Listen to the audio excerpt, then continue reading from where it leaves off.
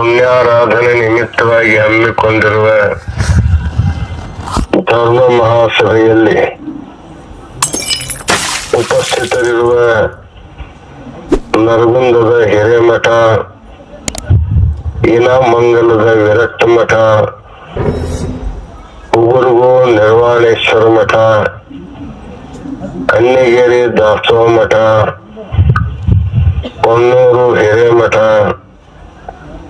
ಬಸವ ಕಲ್ಯಾಣದ ಹಿರೇಮಠದ ಸಮಸ್ತ ಹರಗುರು ಚರಮೂರ್ತಿಗಳವರೇ, ಮಠಾಧ್ಯಕ್ಷರಾದ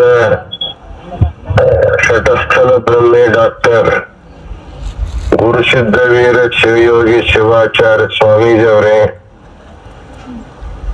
ಈ ಪುಣ್ಯಾರಾಧನೆಯಲ್ಲಿ ಪಾಲ್ಗೊಂಡಿರುವ ನರಗುಂದ ನಗರ ಹಾಗೂ ಸುತ್ತಮುತ್ತಲಿನ ಗ್ರಾಮಗಳಿಂದ ಬಂದಿರುವ ಸಮಸ್ತ ಸದ್ಭಕ್ತರೇ, ತಾಯಂದಿರೇ, ಎಲ್ಲರಿಗೂ ಕಾಶಿ ಪೀಠದ ಜಗದ್ಗುರುವರ ಅನಂತ ಮಂಗಲಾಶೀರ್ವಾದಗಳು. ಲಿಂಗೈಕ್ಯ ಬಸಯ್ಯ ಸ್ವಾಮಿಗಳವರು ಒಬ್ಬ ಶ್ರೇಷ್ಠ ಗೃಹಸ್ಥ ಜಂಗಮ ಮೂರ್ತಿ. ಸಾಮಾನ್ಯವಾಗಿ ಎಲ್ಲಾ ಗೃಹಸ್ಥರು ತಮ್ಮ ಹೊಟ್ಟೆಯಲ್ಲಿ ಹುಟ್ಟಿರ್ತಕ್ಕಂಥ ಮಕ್ಕಳನ್ನೇ ತಮ್ಮಂತೆ ಗೃಹಸ್ಥರನ್ನಾಗಿ ಮಾಡಿ ಸಂತೋಷ ಪಡುವಂತವರು ಸಾವಿರ ಜನ. ಆದ್ರೆ ಲಿಂಗೈಕ್ಯ ವೇದಮೂರ್ತಿ ಬಸಯ್ಯ ಸ್ವಾಮಿಗಳವರು ಒಬ್ಬ ಸಮರ್ಥನಾದ, ಬುದ್ಧಿಮಂತನಾದ, ಎಲ್ಲ ದೃಷ್ಟಿಯಿಂದಲೂ ಯೋಗ್ಯನಾಗಿರುವಂತಹ ಒಬ್ಬ ಚಿರಂಜೀವಿಯನ್ನ ಮಠಕ್ಕೆ ಮಾಡುವುದರ ಮೂಲಕ ಸಮಾಜೋದ್ಧಾರ ಮಾಡುವಂತ ಒಂದು ನಿರ್ಣಯವನ್ನು ಮಾಡಿರುವಂತಹದ್ದು ಎಲ್ಲ ಜಂಗಮರಿಗೆ ಒಂದು ಆದರ್ಶಪ್ರಾಯವಾದುದು. ಇವರ ಪಟ್ಟಾಭಿಷೇಕಕ್ಕೆ ಜಗದ್ಗುರುವರು ಬಹಳ ಆದರದಿಂದ ಬರಮಾಡಿಕೊಂಡು ಪರಂಪರೆಯಂತ ಅಡ್ಡ ಪಲ್ಲಕ್ಕಿ ಮಹೋತ್ಸವವನ್ನು ಮಾಡಿ ಶ್ರೀಗಳವರ ಪಟ್ಟಾದಿ ಕಾರ್ಯಕ್ರಮವು ಬಹಳ ವೈಭವಪೂರ್ಣವಾಗಿ ನೆರವೇರಿತು. ಆ ಸಮಯಕ್ಕೆ ಬಸಯ್ಯ ಸ್ವಾಮಿಗಳವರ ಅಪೇಕ್ಷೆ ಮೇರೆಗೆ ನೂತನವಾಗಿ ನರಗುಂದ ನಗರದಲ್ಲಿ ಸ್ಥಾಪನೆಯಾಗ್ತಕ್ಕಂಥ ಈ ಮಠ, ಇದು ಕಾಶಿ ಜ್ಞಾನಪೀಠದ ಶಾಖಾ ಮಠವಾಗಬೇಕು ಅನ್ನುವಂಥ ಅಪೇಕ್ಷೆಯನ್ನು ವ್ಯಕ್ತ ಮಾಡಿದರು. ಈ ಮಠ ಪತ್ರಿವನ ಮಠ ಅನ್ನುವಂಥದ್ದೇ ಪ್ರಸಿದ್ಧವಾದ ಮಠ. ನಿಮ್ಮೆಲ್ಲರಿಗೂ ಗುರುತಿರುವ ಹಾಗೆ ಪಂಚಪೀಠದ ಪರಮಾಚಾರ್ಯರು ತಮ್ಮ ಹಸ್ತದಲ್ಲಿ ಯಾವಾಗಲೂ ಧರ್ಮದಂಡವನ್ನು ಇಟ್ಕೊಂಡಿರ್ತಾರೆ. ಕಾಶಿ ಪೀಠದ ಧರ್ಮದಂಡ ಇದು ಬಿಲ್ವ ವೃಕ್ಷದಿಂದ ಮಾಡತಕ್ಕಂಥ ದಂಡ ಇದು. ಅದೇ ಒಂದು ಸಂಕೇತ ಹಿಡ್ಕೊಂಡು ಪುಣ್ಯಾರಣ್ಯ ಪತ್ರಿವನ ಮಠವನ್ನ ನಾವು ಕಾಶಿ ಪೀಠದ ಶಾಖಾ ಮಠವನ್ನಾಗಿ ಸ್ವೀಕರಿಸಿ ಶ್ರೀಗಳವರಿಗೆ ವಿಧಿವತ್ತಾಗಿ ಧರ್ಮ ಸಂಸ್ಕಾರವನ್ನು ಕೊಟ್ಟು ಅವರನ್ನ ಶಿವಾಚಾರ್ಯನ್ನಾಗಿ ಮಾಡಿ ಸಮಾಜಕ್ಕೆ ಕೊಟ್ಟಿದ್ದೇವೆ. ನಿಮ್ಗೆಲ್ಲರಿಗೂ ಗುರುತಿರುವಂತೆ ಸ್ವಾಮಿಗಳು ಒಳ್ಳೆ ಪ್ರವಚನಕಾರರು, ಜ್ಞಾನಿಗಳು, ಸಮಾಜದ ಬಗ್ಗೆ ಕಳಕಳಿ ಉಳ್ಳಂಥವರು. ಈಗಾಗಲೇ ತಮ್ಮ ಪರಿಸರದಲ್ಲಿ ಬಹಳ ದೊಡ್ಡ ಸಮಾರಂಭಗಳನ್ನು ಮಾಡ್ತಾ ಕಾರ್ಯಕ್ರಮ ನಡೆಸ್ತಾ ಬಂದಿರುವಂತಹದ್ದು ನಿಮ್ಮೆಲ್ಲರಿಗೆ ಗುರುತಿರುವಂತಹದ್ದು. ಇವತ್ತಿನ ದಿವಸ ಲಿಂಗೈಕ್ಯ ಬಸಯ್ಯ ಸ್ವಾಮಿಗಳವರ ಪುಣ್ಯಾರಾಧನಾ ಕಾರ್ಯಕ್ರಮದಲ್ಲಿ ಜಗದ್ಗುರುವರು ಇರಬೇಕಾಗಿತ್ತು. ಈ ಪೂರ್ವದಲ್ಲಿ ಅವರು ಮಾಡಿದ ಸಮಾರಂಭದಲ್ಲೂ ಕೂಡ ಇರುವಂತ ಅವಕಾಶ ಇತ್ತು. ಆದರೆ ಬೇರೆ ಕಾರ್ಯಕ್ರಮಕ್ಕೆ ಮೊದಲೇ ಸ್ವೀಕೃತಿಯನ್ನು ಕೊಟ್ಟ ಕಾರಣ ಬರ್ಲಿಕ್ಕೆ ಆಗಲಿಲ್ಲ.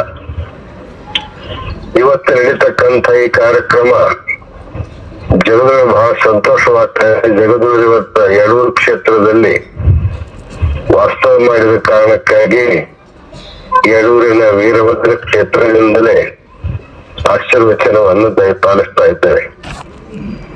ಬಹಳ ಪ್ರಾಚೀನ ಕಾಲದಿಂದಲೂ ಕೂಡ ಪಂಚಪೀಠಗಳು ನೇರವಾಗಿ ಭಕ್ತರಿಗೆ ಸಂಪರ್ಕ ಮಾಡ್ಲಿಕ್ಕೆ ಸಾಧ್ಯವಿಲ್ಲ ಅಂತ ತಿಳ್ಕೊಂಡು ಪ್ರತಿಯೊಂದು ಪ್ರದೇಶಗಳಲ್ಲಿ ತಮ್ಮ ತಮ್ಮ ಶಾಖಾ ಮಠಗಳನ್ನ ಸಂಸ್ಥಾಪಿಸಿ ಅಲ್ಲಿಯ ಜಂಗಮ ವಟುಗಳನ್ನ ಪಟ್ಟಾಧ್ಯಕ್ಷರನ್ನಾಗಿ ಮಾಡಿ ಪೀಠಗಳ ಧರ್ಮ ಸಂದೇಶಗಳನ್ನ ಆ ಶಿವಾಚಾರ್ಯ ಮುಖಾಂತರ ಮುಟ್ಟಿಸುವಂತ ದೊಡ್ಡ ಪರಂಪರೆಯನ್ನ ಹೊಂದಿರುವಂತ ಧರ್ಮ ಇದು ವೀರಶೈವ ಧರ್ಮ. ನಾವು ಬಹಳ ಸಂತೋಷ ಅಂದ್ರ ನರಗುಂದದಿಂದ 2000 ಕಿಲೋಮೀಟರ್ ಅಲ್ಲಿ ಕಾಶಿ ಪೀಠ ಇದೆ. ಆದ್ರೂ ಕೂಡ ನಮ್ಮ ಶತಸ್ಥಲ ಬ್ರಹ್ಮ ಡಾಕ್ಟರ್ ಗುರುಸಿದ್ಧ ವೀರಶೈವ ಶಿವಾಚಾರ್ಯ ಸ್ವಾಮಿಗಳವರು ಆ 2000 ಕಿಲೋಮೀಟರ್ ಇರ್ತಕ್ಕಂತಹ ಕಾಶಿ ಪೀಠದ ಸಂದೇಶವನ್ನ ನಿಮಗೆ ಅತ್ಯಂತ ಸಮೀಪದಿಂದ ಕೊಡುವಂತ ಕಾರ್ಯವನ್ನ ಮಾಡ್ಕೊಂಡು ಬರ್ತಾ ಇದ್ದಾರೆ. ಆ ಕಾರ್ಯ ನಿರಂತರವಾಗಿ ನಡೀತಾ ಇರಲಿ. ಮುಂದೊಂದು ದಿನ ಅವಕಾಶ ಮಾಡಿಕೊಂಡು ಜಗದ್ಗುರು ನಿಮ್ಮ ಮಠಕ್ಕೆ ಮಾಡಿಸಿ ಎಲ್ಲರಿಗೂ ಮಂಗಲಾಶೀರ್ವಾದವನ್ನ ದಯಪಾಲಿಸ್ತಾ ಇದ್ದಾರೆ. ಇವತ್ತಿನ ಪ್ರಾರಂಭದಲ್ಲಿ ಪಾಲ್ಗೊಂಡಿರ್ತಕ್ಕಂಥ ಎಲ್ಲ ಮಠಾಧಿಪತಿಗಳಿಗೆ, ಊರಿನ ಸದ್ಭಕ್ತರಿಗೆ ಹಾಗೂ ಮಠದ ಶ್ರೀಗಳವರಿಗೆ ಅನಂತ ಮಂಗಲ ಆಶೀರ್ವಾದವನ್ನು ತಿಳಿಸ್ತಾ, ಲಿಂಗೈಕ್ಯ ಬಸಯ್ಯ ಸ್ವಾಮಿಗಳವರು ಇವತ್ತು ಲಿಂಗೈಕ್ಯರಾಗಿದ್ದಾರೆ. ಇದಕ್ಕೊಂದು ನಾವು ಪುಣ್ಯತಿಥಿ ಪುಣ್ಯ ದಿನ ಅಂತ ಕರಿತೀವಿ. ಸಾಮಾನ್ಯವಾಗಿ ಪಂಚಾಂಗದಲ್ಲಿ 5 ಮುಹೂರ್ತಗಳನ್ನ ಹೇಳ್ತೇವೆ. ವಾರ, ತಿಥಿ, ನಕ್ಷತ್ರ, ಯೋಗ, ಕರಣ ಅಂತ ತಿಳ್ಕೊಂಡು ಯಾವುದೇ ಒಂದು ಕಾರ್ಯ ಮಾಡ್ಬೇಕಾದ್ರೆ ಇವುಗಳ ಶುದ್ಧಿಯನ್ನು ನೋಡಿ ಮಾಡುವಂತ ಒಂದು ಪದ್ಧತಿ. ಆದರೆ ಇದಕ್ಕಿಂತಲೂ ಮುಖ್ಯವಾಗಿ ತಪಸ್ವಿಗಳು, ತ್ಯಾಗಿಗಳು, ಯೋಗಿಗಳು, ಅವರು ಗೃಹಸ್ಥ ಇರ್ಬೋದು, ಸನ್ಯಾಸನ ಇರ್ಬೋದು, ಎಂದು ಲಿಂಗಾಂಗ ಸಾಮರಸ್ಯವನ್ನು ಪಡ್ಕೊಂತಾರ. ಅದೊಂದು ದಿವ್ಯ ಮುಹೂರ್ತ ಅನ್ನುವಂತ ದೃಷ್ಟಿಯಲ್ಲಿ ಇವತ್ತು ಮಠದಲ್ಲಿ ಅವರ ಪುಣ್ಯಾರಾಧನೆಯನ್ನ ನೀವೆಲ್ಲ ಮಾಡ್ತಾ ಇದ್ದೀರಿ. ಅವರ ಧರ್ಮ ಸಂದೇಶ, ಅವರ ಭಾವನೆಗಳನ್ನೆಲ್ಲ ಅರ್ಥ ಮಾಡಿಕೊಂಡು ಶ್ರೀಗಳವರು ನಿಮಗೆ ಮಾರ್ಗದರ್ಶನ ಮಾಡ್ತಾ ಹೋಗ್ಲಿ ಅಂತಕ್ಕಂತ ಶಿವ ಆಶೀರ್ವಾದ ಮಾಡ್ತಾ ಅವರ ಆತ್ಮಕ್ಕೆ ಚಿರಶಾಂತಿಯನ್ನು ಕೋರಿ ಈ ಆಶೀರ್ವಚನಕ್ಕೆ ವಿರಾಮ ಕೊಡ್ತಾ ಇದ್ದೇವೆ. ಓಂ ಶಾಂತಿ ಶಾಂತಿ ಶಾಂತಿ.